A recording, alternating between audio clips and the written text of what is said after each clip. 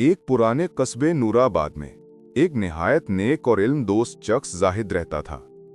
जाहिद का बचपन का एक दोस्त था जिसका नाम कलीम था। कलीम पैदाइशी गूंगा था और अब बुढ़ापे की वजह से कमजोर भी हो चुका था। बरसों हो गए थे जाहिद और कलीम की मुलाकात को।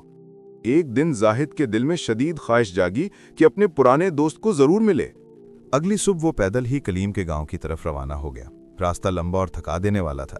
बीच बीच में छोटे छोटे देहात आते जाते थे। जाहिद अपनी सोचों में मग्न चल रहा था कि अचानक एक अजनबी शख्स उसके करीब आ गया। वो अजनबी दोस्ताना अंदाज में उसके साथ चलने लगा। जाहिद ने पूछा, भाई आपका नाम क्या है? अजनबी ने मुस्कुराकर कहा, रोहान। जाहिद को यह नाम कुछ अनोखा सा लगा, लेकिन उसने मजीद सवाल न किया। दोनों साथ चलते गए। कुछ देर बाद एक गांव आया। रोहान रुका और बोला, आप आगे बढ़ें, मुझे यहाँ एक खास काम करना है, बाद में आपको जा लूंगा। जाहिद आगे बढ़ गया। थोड़ी ही देर गुजरी थी कि खबर फैल गई, एक किसान को बैल ने हलाक कर दिया है। ये सुनकर जाहिद के कदम ठिठक गए और तभी रूहान वापस आकर उसके साथ जा मिला। दोनों फिर सफर पर रवाना हो गए। शाम के करीब वो एक और बस्ती के पास पहुंचे। वहां काफले वालों ने खैमे गाड़ रखे थे। खाने पीने और आराम का अच्छा इंतजाम नजर आ रहा था। जाहिद ने कहा, रोहान भाई, रात होने वाली है, दिन भर का सफर भी थका देने वाला था, क्यों ना यहीं कुछ खाकर सो जाएं और सुबह आगे निकलें। रोहान ने असबात में सर हिलाया और बोला, ठीक है, वैसे भी मुझे यहाँ एक जरूरी चीज किसी को पहुंचानी है। आप खाना खा लें, मैं बाद में आकर खा लूंगा। वो वहां से चला गया। कुछ ही लम्हों बाद अचानक बस्ती से शोर और धुआं बुलंद हुआ। देखते ही देखते कई मकान जलने लगे। जाहिद का दिल धक से रह गया। उसे यकीन होने लगा कि ये शख्स जहां भी जाता है वहां कुछ ना कुछ हादसा जरूर होता है, लेकिन उसने इस वक्त कुछ न कहा और खामोश रहा। सुबह फिर वो दोनों चलने लगे। अभी ज्यादा फासला तय नहीं हुआ था कि एक तीसरा गांव आ गया। रूहान ने फिर कहा, आप जरा आगे बढ़ें, मुझे यहां भी एक काम निपटाना है। लेकिन इस बार जाहिद आगे नहीं गया। वो वहीं खड़ा हो गया ताकि देख सके कि असल में होता क्या है। कुछ ही देर बाद बस्ती से आवाज आई, एक शख्स को सांप ने डस लिया, वो जान से गया। उसी लम्हे रोहान फिर जाहिद के पास लौट आया। इस बार जाहिद खामोश न रह सका। उसने बेचैनी से कहा, यह कैसा मामला है? जहां भी तुम कदम रखते हो वहां कोई ना कोई मुसीबत या मौत का वाकया पेश आता है। क्या तुम मुझे सच नहीं बताओगे? रूहान ने गहरी नजर डालकर कहा, जाहिद, तुम बड़े दानाओं और नेक समझे जाते हो, इसीलिए मैं तुम्हारे साथ चल रहा हूं। लेकिन हैरत है कि अब तक तुम पहचान नहीं सके कि मैं असल में कौन हूं। जाहिद ने घबराकर कहा, मेरे दिल में शक तो पैदा हुआ है, मगर बेहतर होगा कि तुम खुद अपनी हकीकत मुझे बता दो। रूहान ने जाहिद की आंखों में देखते हुए धीरे से कहा, मैं आम इंसान नहीं हूं, मैं वो हूं जिसे लोग मौत का फरिश्ता कहते हैं। मैं अल्लाह के हुक्म से उन रूहों को कब्ज करता हूं जिनकी उम्र पूरी हो जाती है। जाहिद का दिल पहले ही ये सोच रहा था, मगर रूहान के मुंह से ये सुनकर उसका दिल दहल गया। फिर भी हिम्मत करके उसने पूछा, अगर ये सच है कि तुम वाकई मौत के फरिश्ते हो तो बताओ, अगली मौत किसकी है? रूहान ने खामोशी तोड़ते हुए कहा, अगली मौत उसी शख्स की है जिसे मिलने के लिए तुम जा रहे हो, तुम्हारा पुराना दोस्त कलीम, और उसकी मौत का सबब तुम खुद बनोगे। ये सुनकर जाहिद का चेहरा जर्द पड़ गया। उसने सोचा कि अगर ये शख्स वाकई मौत का फरिश्ता है तो उसकी बात सच ही होगी, इसलिए बेहतर होगा कि वो कलीम से ना मिले, कम से कम उसकी मौत का सबब तो ना बने। रोहान ने जैसे उसके दिल की बात पढ़ ली। जाहिद, तुम जो सोच रहे हो वो मैं जानता हूं, लेकिन किस्मत के लिखे को बदलना किसी के बस में नहीं। तुम्हारे दोस्त की मौत मुकद्दर में है और वो आने वाले चंद लम्हों में होकर रहेगी। रोहान की ये बात सुनकर जाहिद के कदम डगमगाने लगे। उसे यकीन हो गया कि ये वाकई मौत का फरिश्ता है। उसने फौरन वापसी का इरादा किया ताकि कलीम की मौत का सबब न बने। लेकिन जैसे ही जाहिद मुड़ा, उसे कलीम दूर से तेजी से भागता हुआ नजर आया। कलीम के चेहरे पर खुशी थी। जाहिद को लगा कि जैसे वो काफी देर से उसके पीछे आ रहा था, मगर चूंकि वो बचपन से गूंगा और अब बुढ़ापे में कमजोर भी हो चुका था, ना तो वो जाहिद तक पहुंच पा रहा था और ना ही आवाज देकर रोक पा रहा था। कलीम जैसे ही जाहिद के करीब पहुंचा, अचानक गिर पड़ा और उसकी सांस रुक गई। जाहिद के कदमों के नीचे जमीन खिसक गई। वो हैरत से रोहान की तरफ देखने लगा। रोहान ने जाहिद के दिल का सवाल पढ़कर कहा, तुम्हारा दोस्त पिछले गांव से ही तुम्हारे पीछे आ रहा था। वो गूंगा और कमजोर था, लेकिन तुमसे मिलने के लिए उसने अपनी सारी ताकत लगा दी। मगर बुढ़ापे में जवानी जैसी हिम्मत नहीं होती, इसीलिए ज्यादा दौड़ने से उसे दिल का दौरा पड़ा और वो यहीं दम तोड़ गया। इसलिए तुम ही इसकी मौत का सबब बने, क्योंकि अगर तुम ना होते तो वो इतनी तेजी से ना भागता। ये सुनकर जाहिद के दिल में एक अजीब कैफियत हुई। उसे यकीन हो गया कि रूहान वाकई मौत का फरिश्ता है और उसका काम अल्लाह के हुक्म से रूहें कब्ज करना है। जाहिद एक इल्म वाला इंसान था। वो जानता था कि मौत पर किसी का जोर नहीं चलता। हर जी रूह को एक ना एक दिन मरना है। यही सोचकर उसने अपने आप को संभालने की कोशिश की। लेकिन अचानक जाहिद के दिल में एक ख्याल आया। अपनी ही मौत के बारे में जानने की ख्वाहिश जाग उठी।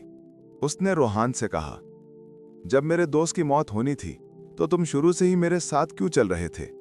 रोहान ने सुकून से जवाब दिया, मैं तो सबके साथ चलता हूं और हर लम्हा साथ होता हूं, मगर लोग मुझे पहचान नहीं पाते।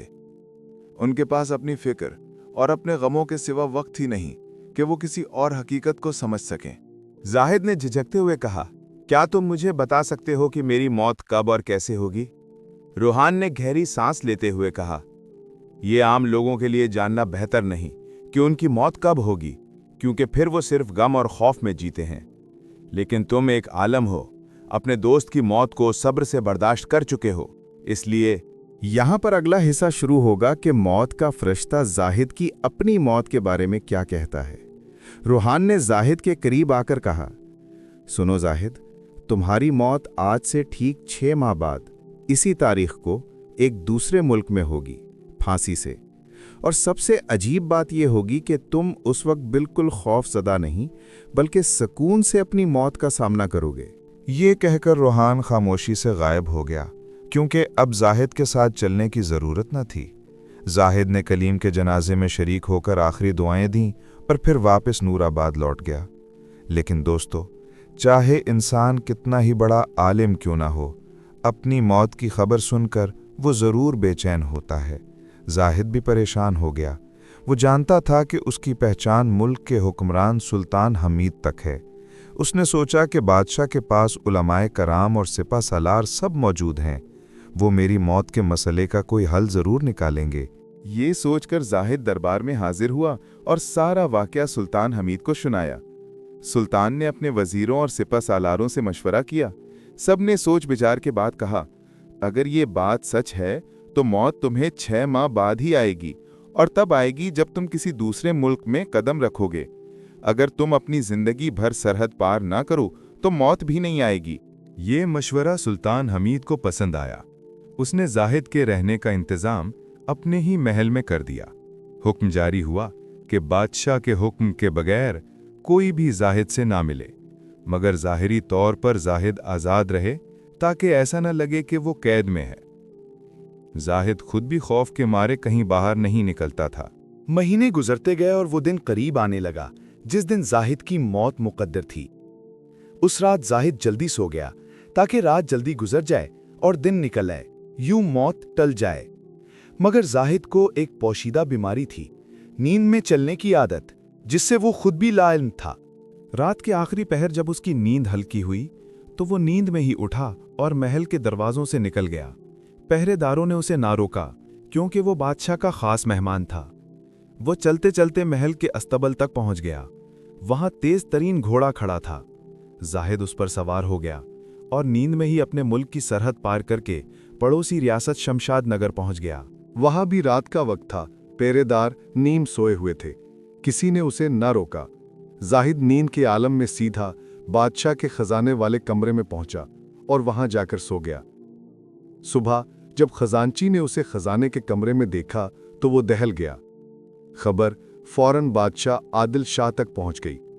बादशाह सख्त गुस्से में आया और हुक्म दिया, इसे गिरफ्तार करके दरबार में लाया जाए।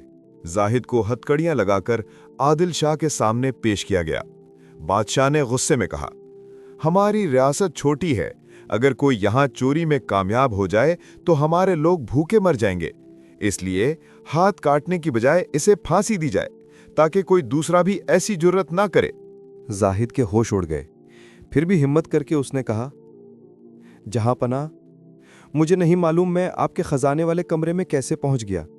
میں چور نہیں ہوں، کوئی پہریدار مجھے کیوں نہیں روک پایا، لیکن میں یہ جانتا ہوں کہ آج میری موت مقدر تھی اور وہ اب پوری ہو رہی ہے۔ بادشاہ حیران ہوا اور بولا، تمہیں کیسے معلوم تھا کہ آج تمہاری موت ہے؟ تم کہنا کیا چاہتے ہو؟ زاہد نے پچھلے 6 ماہ کا سارا واقعہ سنایا اور کہا، میں کوئی عام انسان نہیں، نہ ہی کوئی چور۔ میں بادشاہ کے دربار میں چوری نہیں کر سکتا تھا، یہ سب تقدیر کی تحریر تھی۔ عادل شاہ کو زاہد کی بات میں کچھ سچائی محسوس ہوئی، لیکن اس نے سوچا کہ شاید ہی شخص موت کے فرشتے اور قسمت کا بہانہ بنا کر سزا سے بچنے کی کوشش کر رہا ہے۔ یہاں سے اگلے حصے میں بادشاہ کا فیصلہ اور زاہد کی موت یا نجات کا منظر آئے گا۔ عادل شاہ نے دربار میں کہا، اگر تمہاری بات سچ ہے اور واقعی آج ہی تمہاری موت لکھی ہوئی ہے، جیسا کہ تم موت کے فرشتے سے سن چکے ہو، تو میں تمہاری موت کا سبب نہیں بنوں گا، لیکن اگر تم جھوٹے ثابت ہوئے تو آج ہی یہ عدالت تمہاری موت کا فیصلہ کرے گی۔ اس نے فوراً اپنے سپاہیوں کو حکم دیا کہ پڑوسی ریاست نورستان کے بادشاہ کو خط بھیجا جائے تاکہ زاہد کی بات کی سچائی معلوم کی جا سکے۔ شام تک سپاہی واپس آئے اور اطلاع دی۔ جہاں پناہ نورستان کے بادشاہ نے تصدیق کی ہے کہ واقعی زاہد 6 ماہ سے ان کے محل میں خاص مہمان کے طور پر مقیم تھا۔ کل وہ بادشاہ نے خود اس کے کمرے میں اس سے ملاقات کی تھی۔ اس کے بعد اچانک زاہد کے غائب ہونے کی کوئی خبر نہیں تھی۔ یہ سن کر دربار میں کھلبلی مچ گئی۔ اب عادل شاہ ایک مشکل میں پھنس گیا تھا۔ اگر وہ زاہد کو پھانسی نہ دیتا تو اپنے دیے گئے حکم کا وقار مجروح ہوتا، اور اگر سزا پر عمل کرتا تو ایک بے گناہ کی جان جاتی۔ سپاہ سالاروں نے مشورہ دیا، جہاں پناہ، زاہد کو کچے دھاگے سے پھانسی دیجیے، اس طرح آپ کے فرمان کا احترام بھی باقی رہے گا اور دھاگا کمزور ہونے کے باعث وہ مرے گا بھی نہیں۔ بادشاہ کو یہ تجویز پسند آئی۔ حکم دیا گیا کہ زاہد کے لیے کچے دھاگے کا پھندا تیار کیا جائے۔ پھانسی کے لیے میدان سجا، لوگ جمع ہوئے۔ ہر کوئی مطمئن تھا کہ نہ تو زاہد مرے گا اور نہ ہی بادشاہ کے فرمان کی خلاف ورزی ہوگی۔ زاہد کے چہرے پر سکون تھا۔ اسے یاد تھا کہ روحان یعنی موت کا فرشتہ نے کہا تھا کہ وہ اپنی موت کا سامنا خوشی خوشی کرے گا، اور وہ واقعی ہنستے ہوئے پھانسی کے تختے پر چڑھ گیا۔ لیکن جیسے ہی کچا دھاگا اس کی گردن میں ڈالا گیا اور تختہ کھینچا گیا، دھاگا کمزور ہونے کے باوجود پھٹنے سے پہلے اپنا کام دکھا گیا۔ زاہد کی گردن کی رگ کٹ گئی، وہ زمین پر گر پڑا۔ چند لمحوں میں اس کا جسم تڑپتے تڑپتے بالکل خاموش ہو گیا۔ لوگوں کی آنکھیں پھٹی کی پھٹی رہ گئیں۔ سب حیران تھے کہ اتنا کمزور دھاگا بھی کسی کی جان لے سکتا ہے، لیکن ہو چکا تھا جو ہونا تھا۔ تقدیر نے اپنا حکم پورا کر دیا۔ انجام اور سبق۔ یہ واقعہ دیکھ کر سب کو یقین ہو گیا کہ انسان لاکھ تدبیریں کرے مگر تقدیر کے لکھے کو بدل نہیں سکتا۔ زاہد نے 6 ماہ تک ڈر ڈر کر زندگی گزاری مگر اپنی موت نہ ٹال سکا۔ اگر وہ اپنی موت کے بارے میں نہ جانتا تو یہ مہینے سکون اور عبادت میں گزار سکتا تھا۔ دوستو، اس کہانی سے یہی سبق ملتا ہے کہ انسان کو مستقبل کے راز جاننے کی طاقت نہیں دی گئی، ہمیں بس ایک ہی ہتھیار ملا ہے، دعا۔ اگر دعا سچی نیت اور خلوص سے مانگی جائے تو اللہ چاہے تو تقدیر کا فیصلہ بھی بدل دیتا ہے۔ یہ قصہ پرانے زمانوں کا ہے، جب کہا جاتا تھا کہ انسان موت کے فرشتے کو دیکھ بھی سکتا تھا۔ یہ حقیقت ہے یا تمثیل، یہ صرف اللہ ہی بہتر جانتا ہے۔